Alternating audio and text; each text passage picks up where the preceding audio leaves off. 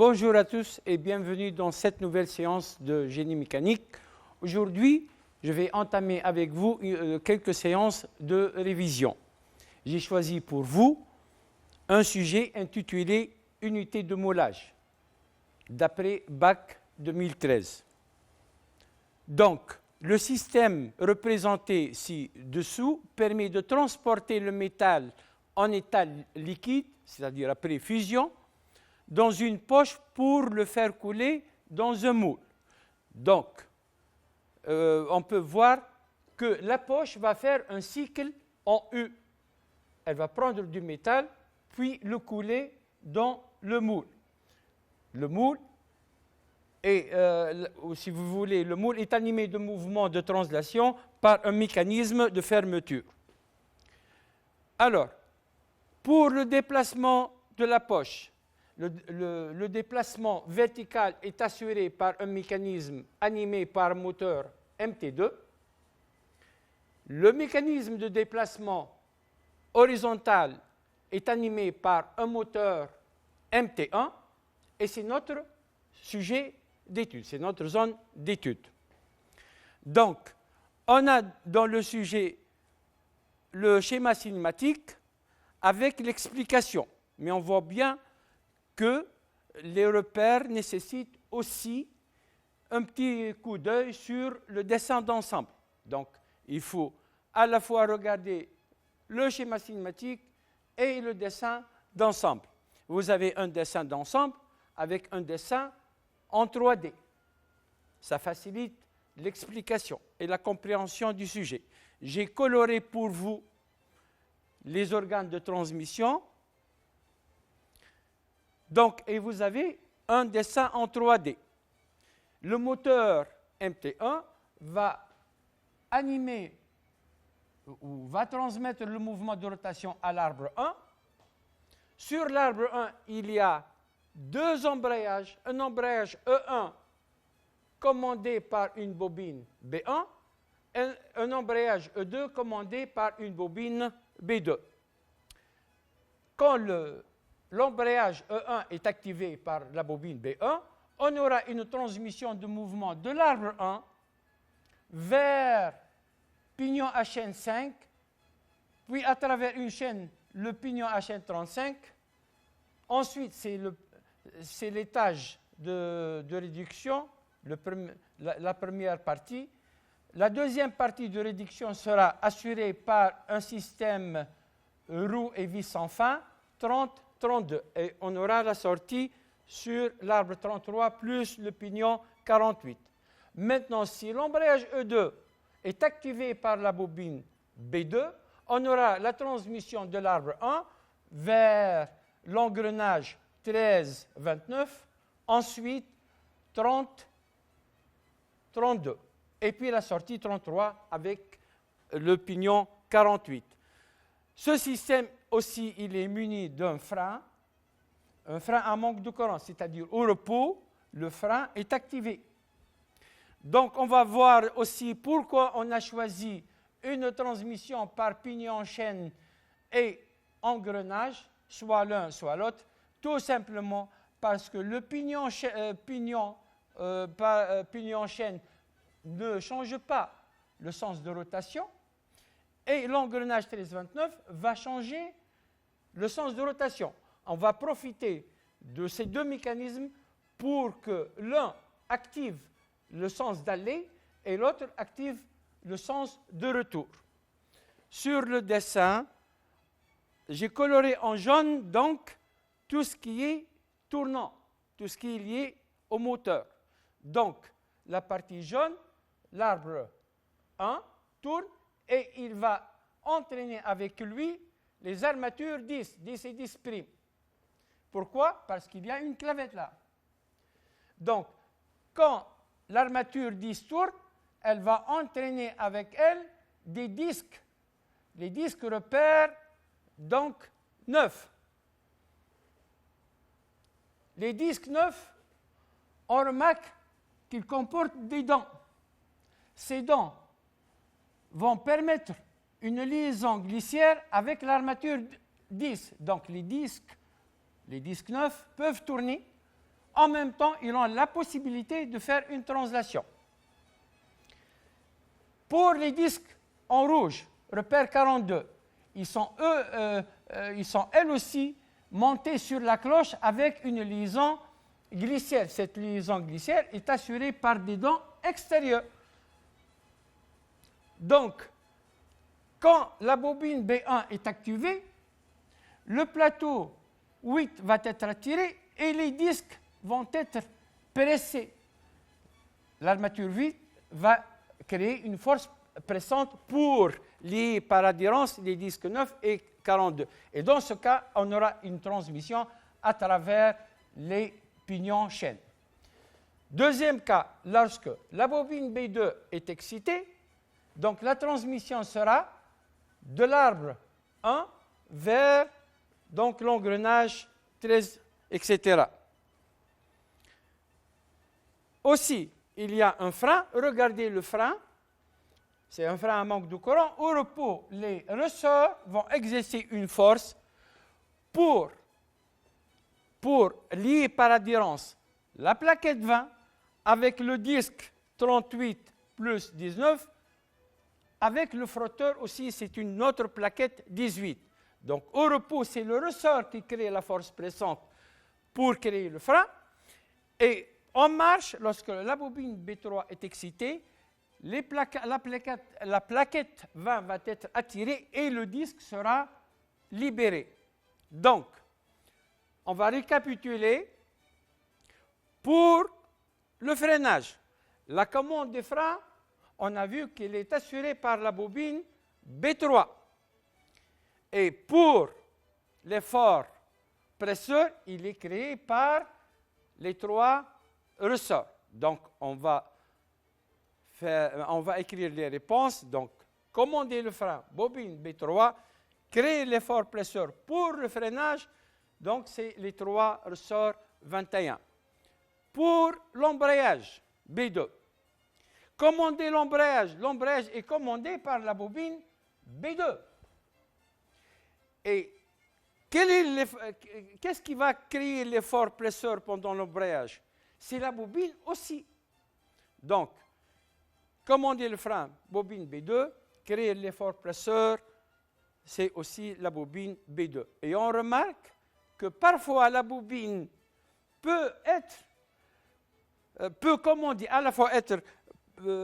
va commander plutôt l'embrayage et créer l'effort presseur. Et dans d'autres cas, ici le frein, l'élément qui crée l'effort presseur n'est pas l'élément de commande. Donc, je vais parler maintenant de la chaîne de transmission cinématique dans le cas où la bobine B2 est excitée. Donc, on aura le mouvement va partir de l'arbre d'entrée 1 vers l'embrayage E2, puis l'engrenage 13-29. Puis ensuite, à la sortie, la roue et vis sans fin 30-32 et l'arbre de sortie 3 plus le pignon 48. Deuxième cas, quand la bobine B1 est excitée, bien sûr, à chaque fois, il faut que B3 est excité pour défreiner. Dans ce cas, on aura une transmission de l'arbre d'entrée vers l'embrayage E1. E1 va permettre la transmission du pignon chaîne 5 plus 35 plus 37. Et en fin de compte, à la sortie, on aura la roue et vis sans fin et l'arbre de sortie 38-48. On a ensuite une question de tracer une chaîne de cotes. La condition A, c'est entre la pièce 24 et la pièce 17. Donc, on va tracer cette chaîne de cotes en partant de la pièce 24. Regardez bien le départ. Donc, je vais chercher à partir de la pièce 24 un contact vertical, puisque la cote condition est horizontale. 24 est en contact avec la pièce 30. Et on se trouve toujours sur l'origine de la cote condition. Donc, de 24, on est encore sur l'origine de la cote condition. Donc, il y a une cote nulle. remarque, si vous trouvez deux surfaces confondues, la surface, c'est-à-dire l'origine de la cote condition et la surface de départ 24, on ne met pas de cote, puisqu'on est toujours sur la même surface. Donc, on va continuer à partir de l'arbre 30. L'arbre 30, on va chercher un contact. Après 24, on va trouver qu'il y a un contact avec l'arbre 30. L'arbre 30 est 29. Donc, on va amener une cote, et cette cote correspond bien, ou elle est mesurée sur l'arbre 30. Donc, à partir de ce contact, on va chercher un contact de la pièce 29. 29 est en contact avec la pièce 28. Donc, on va mettre la cote. Et cette cote est bien mesurée sur la pièce 29. La pièce 28 est en contact avec le roulement 27. Donc, je vais mettre la cote, et cette cote est bien mesurée sur la pièce 28. Et maintenant, le roulement 27, on va voir qu'il y a deux contacts. Un contact avec les croix en coche et un contact avec la pièce 17. Donc, partant du contact 28-27, on va aller à ce contact 27-17 et on ne va pas prendre l'autre contact parce qu'il ne va pas fermer la chaîne. Donc, je vais prendre cette cote A27. A27 correspond bien que c'est une cote mesurée sur le roulement 27. Puisqu'on est arrivé à la surface terminale 17, donc on va fermer la chaîne. Et cette cote A17, c'est une cote mesurée sur la pièce 17. Voilà. Transmission de mouvement maintenant. Le déplacement horizontal de la poche est assuré par un système pignon 48 et crémaillère 49. C'est bien expliqué sur cette figure. Le pignon 48 est fixé sur la sortie de l'arbre 33. La vitesse de l'arbre d'entrée est Nm, c'est-à-dire la vitesse du moteur, 1350 tours par minute. Ondon Z égale 48 dents et le module d'engrenage M égale 2 mm. On nous demande de calculer la vitesse N33 de l'arbre de sortie 33. Donc, dans le cas où la bobine B2 est excitée, toujours B3 par défaut, elle doit être défrénée. Donc, la transmission de mouvement sera assurée de l'arbre 1 vers l'engrenage 1329, ensuite roue et vis sans fin 30-48. Donc, rapport global N sortie N33 sur N48, on va passer par l'étage de réduction Z13 avec Z29 parce que 13 est menante et 29 est menée. Produit des roues menantes sur produit des roues menées. Deuxième étage constitué par la roue et vis sans fin. La pièce menante c'est 30 et le mené c'est 32. Je vais tirer donc N33 égale, et en consultant la nomenclature, je vais remplacer l'application numérique de Z13, Z29, Z30 et Z32. Donc, après application numérique, je trouve que N33 égale 67,5 tours par minute. On nous demande ensuite de calculer la vitesse de déplacement de la poche. La vitesse, le déplacement horizontal. On va appliquer la formule V est égal oméga fois R. R, on n'a pas R, mais on a le diamètre de 48. Donc, je développe oméga égale 2pi n sur 60, et D48, c'est mz sur 2. D48 égale mz divisé par 2 puisqu'on a besoin du rayon. En faisant l'application numérique, je vais trouver la vitesse de la poche pleine est égale à 311 mm par seconde, c'est-à-dire 0,311 mètres par seconde. Pour le deuxième cas, quand la bobine B1 est excitée, bien sûr, avec un défreinage, la bobine B3 aussi excitée. Donc, la transmission de mouvement sera assurée par l'arbre 1, pignon et chaîne 5, 35, puis deuxième étage, roue et vis sans fin 30, 32. Donc, c'est la deuxième équation, la deuxième possibilité de transmission de mouvement. Je tire N33. N33 et je trouve donc Z5 sur Z35 fois Z30 sur Z32. Je consulte donc la nomenclature pour faire l'application numérique et je trouve que N33 égale 90 tours par minute et la vitesse de déplacement sera calculée de la même façon, sauf que je vais utiliser N33 égale 90. Et là, une remarque, la vitesse de la poche pleine est égale à 0,311 mètres par seconde et la vitesse de la poche vide, elle est plus rapide, 0,414 mètres par seconde. C'est normal, quand la poche est pleine, la vitesse doit être plus faible. Maintenant, la question 4, c'est de faire l'étude de mécanisme de fermeture de moule et on va étudier le mécanisme de ce moule qui est composé par un système bielle-manivelle. Donc, on nous demande de calculer la vitesse linéaire au point B de la manivelle 30 comme première question. Donc, la rotation de la manivelle, regardez bien, va entraîner une translation du moule C2 pour fermer le moule. Donc, une rotation va être transformée en translation.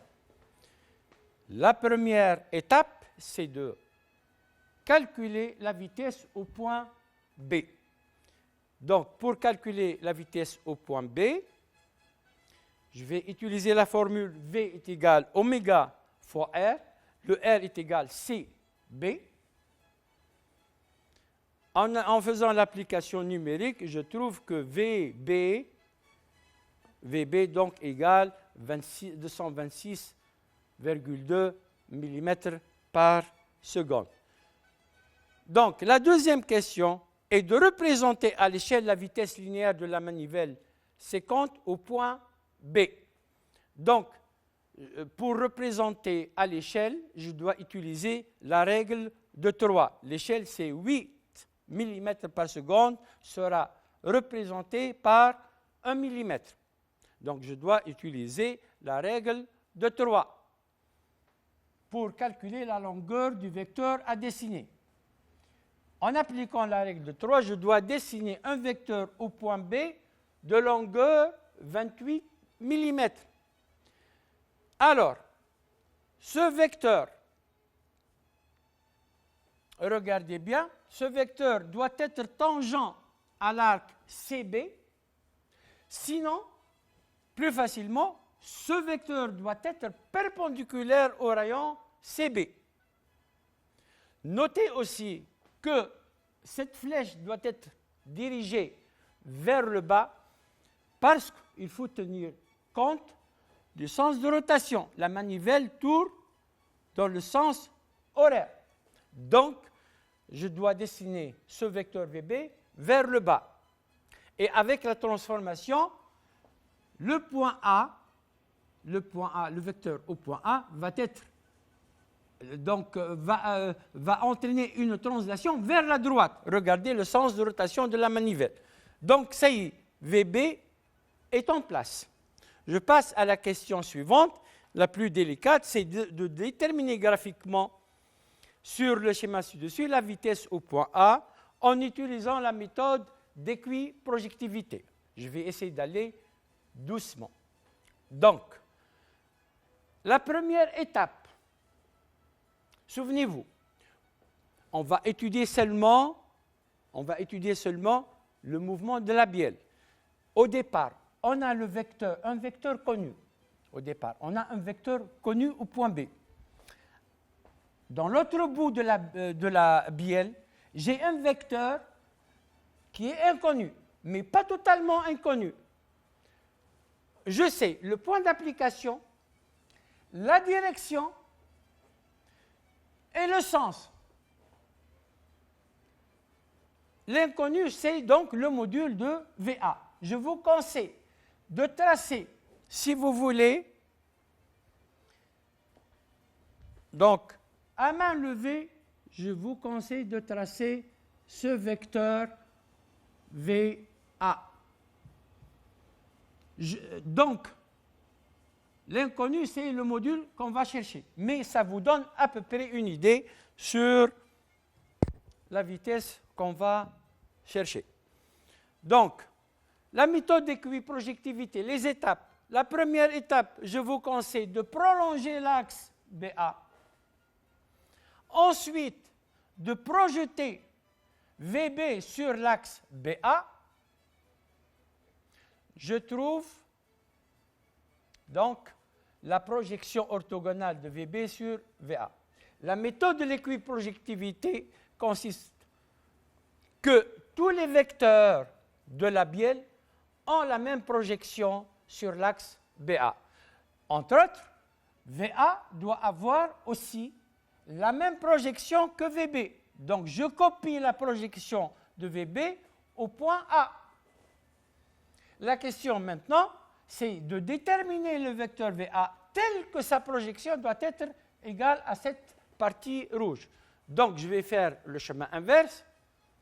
Je vais partir d'une ligne orthogonale perpendiculaire à la projection pour tracer maintenant VA. Si vous avez des doutes, d'aller perpendiculairement ou verticalement, prenez le chemin inverse, c'est-à-dire partez de VA pour calculer VB. Donc, la première étape, normalement dans le sens inverse, c'est de faire la projection orthogonale de VA sur l'axe BA. Et vous allez trouver donc le même résultat. La dernière question, c'est de calculer ou de donner la valeur de VA.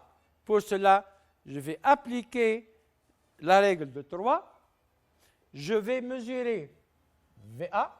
VA est entre 26 et 27 mm, donc j'ai pris 26,5. En faisant la règle de 3, je trouve que VA est égal à 212 mm par seconde. Partie résistance des matériaux. L'arbre 30 de diamètre D tourne à une vitesse N30 égale 675 tours par minute. On donne le rendement de transmission nu1 égale 0,8. La puissance du moteur 1413,75 watts et le module d'élasticité transversale de l'arbre 30 est G égale 90 puissance 3 newton par millimètre carré. La première question est de calculer la puissance reçue par l'arbre 30. Donc, faites attention, donc de l'arbre 1 à l'arbre 30, on a une transmission, que ce soit pignon-chaîne ou engrenage, avec un rendement nu1. Donc, la puissance sur l'arbre 30 va être inférieure à celle de la puissance moteur. On nous a donné nu1, donc P moteur égale PM fois nu1. Et en faisant l'application numérique, je vais trouver que P30 égale 1131 watts. Et c'est normal parce qu'on a un rendement inférieur à 1. La deuxième question, c'est de déterminer la valeur du couple à l'arbre 30. Je vais utiliser la formule P égale C fois oméga. C'est la formule la plus dangereuse, si vous voulez, parce qu'il y a des ambiguïtés chez les élèves. Donc, pour avoir une puissance en watts, il faut que oméga soit en radians par seconde et le couple doit être en newton mètre et non pas en newton millimètre. Faites attention. Donc, je vais faire sortir C égale P sur oméga, en développant oméga égale 2 pi n sur 30, je trouve que C est égal à 16 newton mètre. Calculer le diamètre D1 de l'arbre 30, je vais appliquer la condition de résistance. Taux maxi doit être inférieur ou égal à taux P. Taux maxi est égal à C30 sur le module de torsion I0 sur R, c'est-à-dire je vais diviser par I0 multiplié par R. Donc, I0 est égal à pi d au cube sur 16.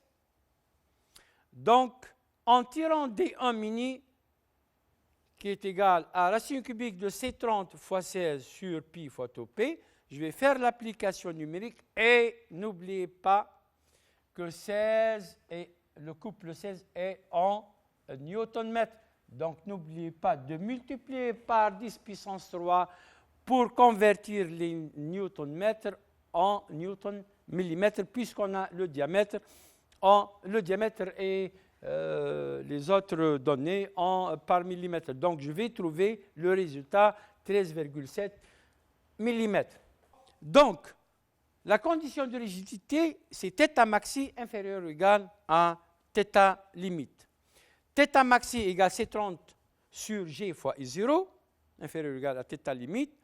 Je vais tirer D2 mini égale racine quatrième de C30 fois 32 sur G fois pi fois θ limite. Attention, θ limite est donnée en degrés par mètre.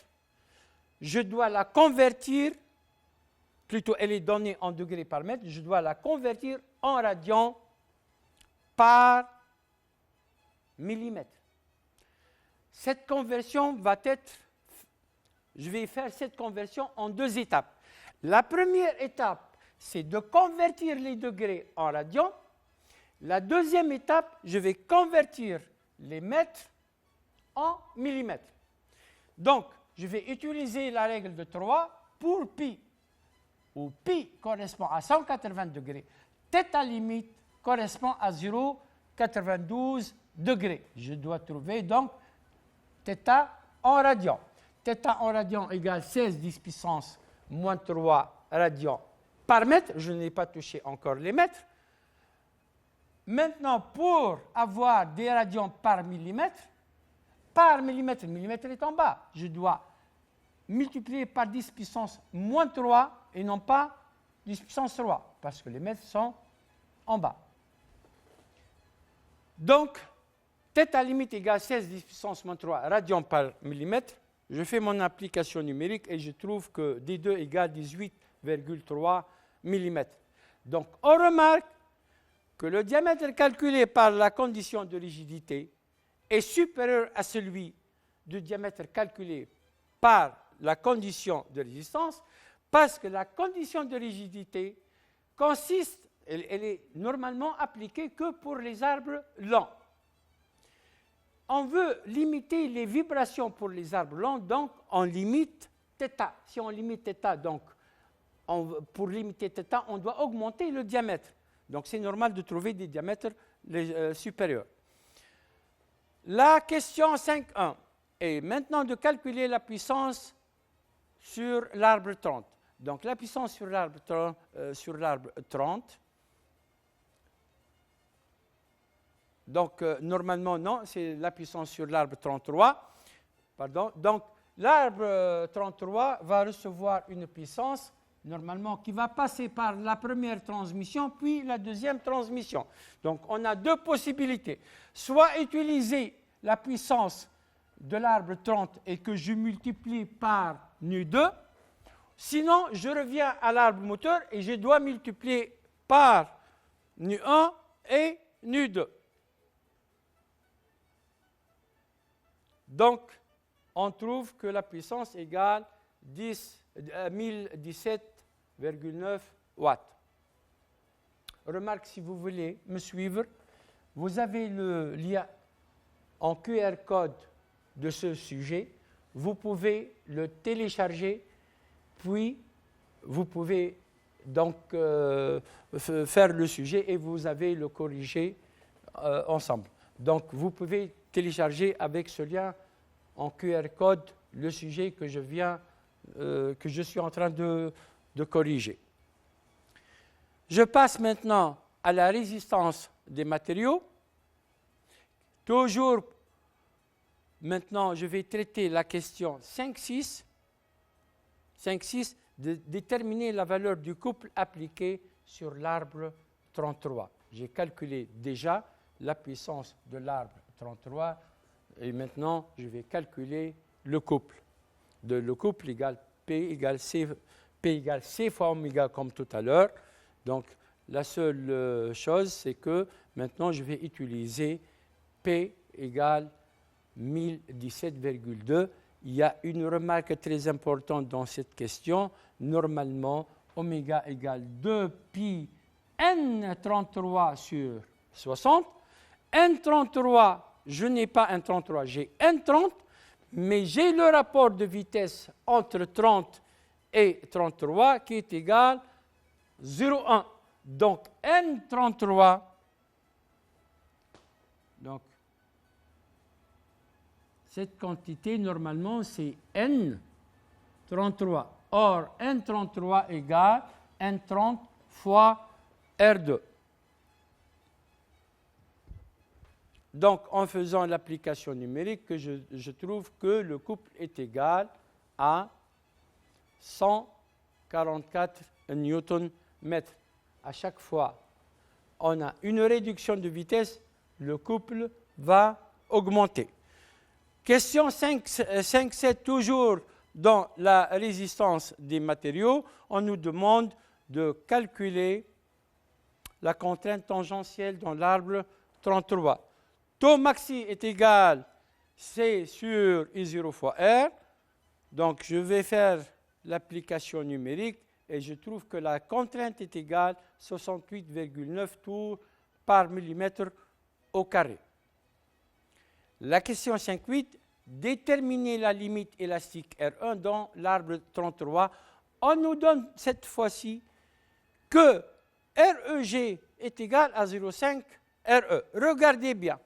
La condition de résistance, d'après la condition de résistance, taux maxi doit être inférieur ou égal à RE sur S.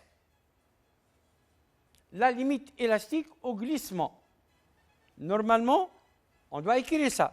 Or, il nous a donné une relation entre REG et RE.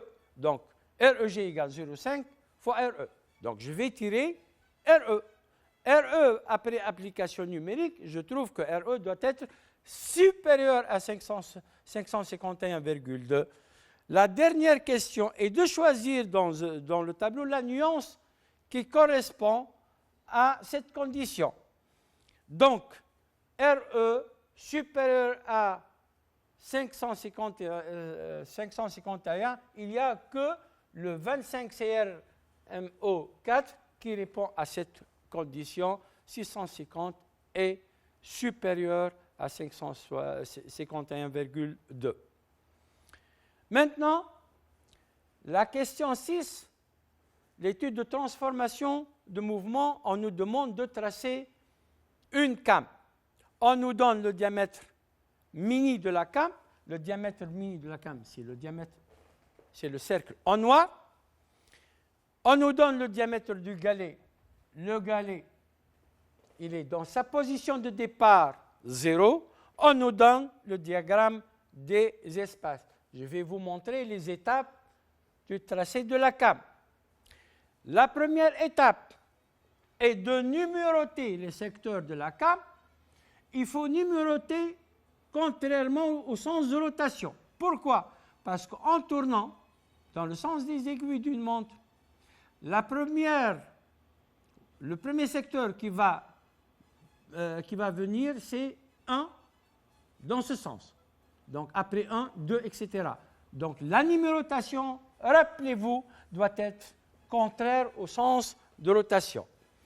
Deuxième étape, donc c'est de tracer le cercle de levée nulle. Le cercle de levée nulle est égal à grand R, le cercle de minimal, plus petit r, le rayon du galet. Donc, 20 plus 10, 40 sur 2 plus 20 sur 2. Ça nous donne un rayon de 30 mm. Le cercle de levée nulle passe par le centre du galet quand il est dans sa position initiale, 0. Maintenant, je vais tracer les galets. Alors, pour la position 0, c'est fait. Pour la position 1, attention, je vais reporter cette distance, 1. Je vais reculer le centre du galet de la même distance et je trace soit le galet entier, soit là un arc peut être suffisant. La même chose. Pour la position 2, je vais reporter cette distance, reculer le centre à partir du cercle de levée nulle, reculer et tracer donc le galet. Ça, c'est pour la position 2. Je fais aussi la position 3 et ainsi de suite.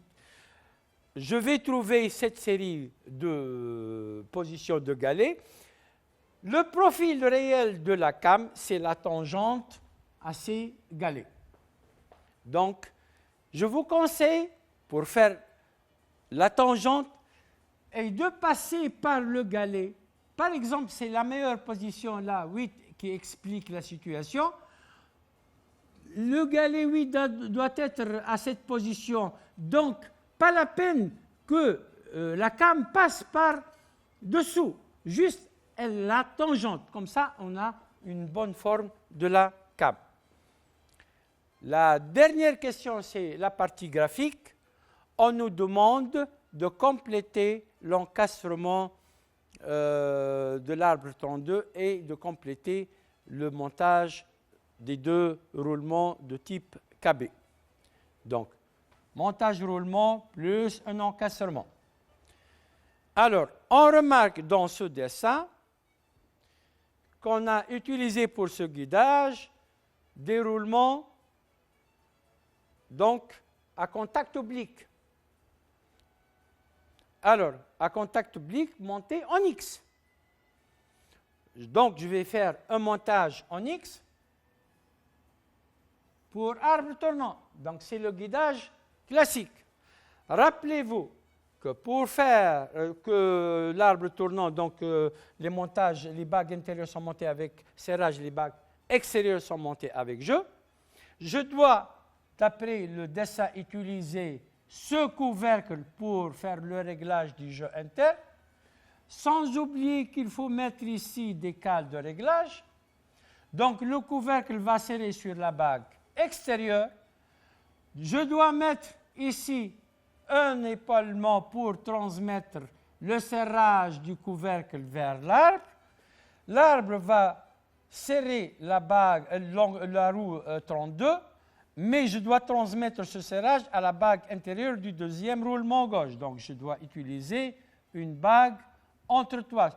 Tout le serrage doit être fait contre une matière ici. Donc, comme ça, je peux assurer le serrage d'une seule fois, donc par le couvercle, sans oublier les cales de réglage.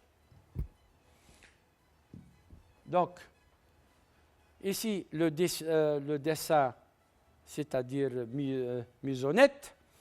Donc, remarque, les cales de réglage, comme tout à l'heure, les gorges ici sont des gorges pour l'usinage. Par contre, les deux gorges, ces deux gorges ont d'autres fonctions, c'est de séparer deux surfaces dont la tolérance est différente. La tolérance des portées des joints est petit h11. La tolérance des portées des roulements, c'est M6. On ne peut pas réaliser deux tolérances sur la même surface, donc j'ai utilisé une gorge pour séparer ces deux surfaces. La même chose pour ce roulement. Donc, à la fin, je vais mettre donc les tolérances des portées des roulements et du joint à lèvres. J'espère que vous avez en tiré profit. Je vous souhaite beaucoup de courage et à bientôt. Au revoir.